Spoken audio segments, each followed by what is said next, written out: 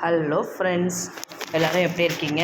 இன்றைக்கி வந்து வெனஸ்டே என்ன லன்ச் பாக்ஸ்ன்னு பார்க்கலாம் வாங்க. ஃபஸ்ட்டு வந்து சாதம் பேக் பண்ணிக்கலாம்.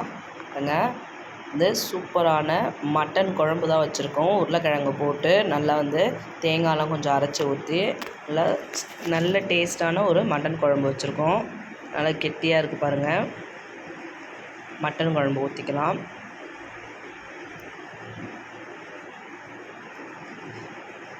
அதுக்கப்புறம் பார்த்திங்கன்னா முருங்கைக்கீரை வந்து பெரட்டல் பண்ணியிருக்கோம்.